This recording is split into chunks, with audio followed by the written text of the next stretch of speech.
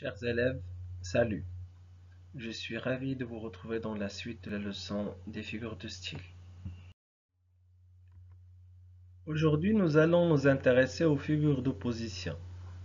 L'opposition, c'est le fait d'employer au sein d'un même énoncé deux mots opposés. Cela permet de mettre en évidence les contradictions entre deux idées, entre deux personnages, entre deux situations. Pour commencer, nous allons voir l'antithèse. Mais alors, qu'est-ce que cela veut dire, l'antithèse? Pour vous expliquer c'est quoi l'antithèse, prenons d'abord les exemples suivants. Exemple 1. C'est une phrase tirée du deuxième chapitre du dernier jour d'un condamné. Puis les juges sortirent, puis ils rentrèrent, et le président me lut mon arrêt. Comme vous pouvez le voir sur l'écran, il y a deux mots qui sont surlignés en rouge, c'est sortir et rentrèrent. Et comme on le sait tous, sortir c'est le contraire du verbe rentrer, donc c'est une antithèse. Donc l'antithèse c'est quoi? C'est tout simplement le fait d'employer au sein d'une même phrase, au sein d'un même énoncé, deux mots antithétiques. Observons maintenant l'exemple numéro 2.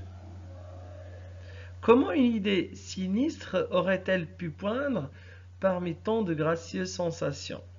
Les mots qui sont opposés ici dans cette phrase sont eux aussi surlignés en rouge. Et il y a sinistre et gracieuse. Donc qu'est-ce qu'on remarque? Au sein d'un même énoncé, il y a des mots qui sont opposés. Mais s'il vous plaît, faites attention à une chose. Dans l'exemple numéro 1, il y a des verbes opposés. Et dans le deuxième exemple, il y a des adjectifs. Donc, c'est quoi l'antithèse grosso modo? C'est tout simplement le fait d'employer dans une même phrase des mots, que ce soit des verbes, des adjectifs, des groupes de mots, des expressions qui sont contradictoires. Je vous donne un autre exemple qui n'est pas sur l'écran. Par exemple, les petits dorment et les grands jouent. Les petits, c'est tout à fait le contraire des grands, c'est une antithèse. On passe maintenant à l'antiphrase qui est notre deuxième figure d'opposition d'aujourd'hui. Alors, pour bien comprendre l'antiphrase, il faut d'abord faire attention au mot lui-même. En effet, comme on peut le voir sur l'écran, le mot antiphrase est composé de deux parties. Le préfixe anti qui signifie le contraire de et le nom phrase. Donc, pour dire simple, l'antiphrase, c'est tout simplement le fait de dire le contraire de ce que l'on pense. Prenons l'exemple suivant. Bien sûr, c'est un exemple tiré du dernier jour d'un condamné. Compte-t-on que jamais une tête coupée se soit dressée sanglante au bord du panier et qu'elle ait crié au peuple « Cela ne fait pas de mal ». On sait tous que Le dernier jour d'un condamné est un roman à thèse dont la vision et la visée principale est d'abord l'abolition de la peine de mort. Donc, l'intention réelle de Victor Hugo est tout simplement d'argumenter pour convaincre les lecteurs de son roman de la nécessité d'abolir la peine de mort.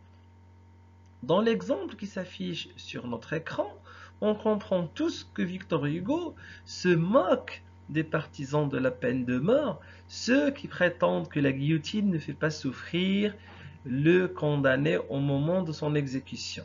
Donc, pour récapituler, c'est quoi une antiphrase?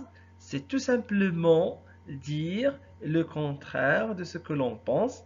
Je vous donne un autre exemple. Quelqu'un, par exemple, qui a obtenu une mauvaise note dans un contrôle, on va lui dire bravo, tu es un génie. Donc ici, on n'est pas en train de le féliciter, mais plutôt on est en train de se moquer de lui. C'est l'antiphrase. Troisième figure de style d'opposition qu'on va étudier aujourd'hui, c'est l'oxymore. Mais avant de vous expliquer c'est quoi un oxymore, je vais encore chercher un exemple tiré du dernier jour d'un condamné.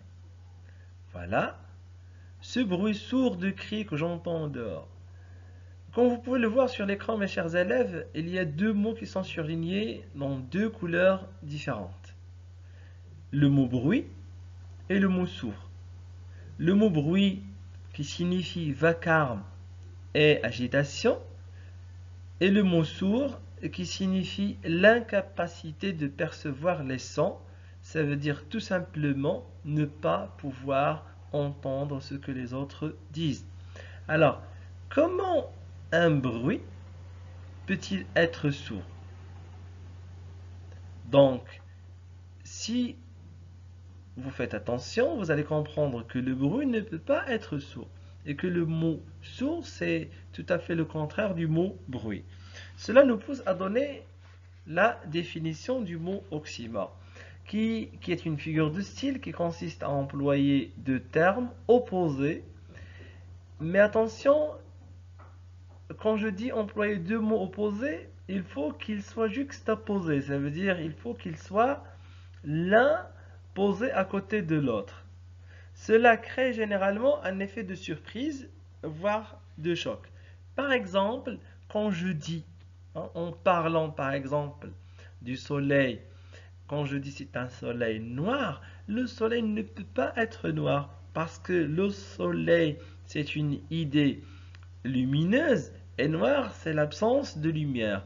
Donc l'oxymore c'est le fait de juxtaposer deux mots diamétralement opposés. Et il y a plein d'oxymores qu'on emploie tout le temps dans notre vie de tous les jours. Par exemple, une mort heureuse. Une mort ne peut jamais être heureuse. La mort est toujours associée à la tristesse, au chagrin et au deuil. Par exemple, une nuit blanche. Une nuit ne peut pas être blanche. Donc, c'est l'association de ces mots antithétiques contradictoires et opposés qui choquent l'imagination du lecteur et crée l'effet de surprise. C'est l'oxymore. Sur ce, mes élèves, je vous dis au revoir et à bientôt.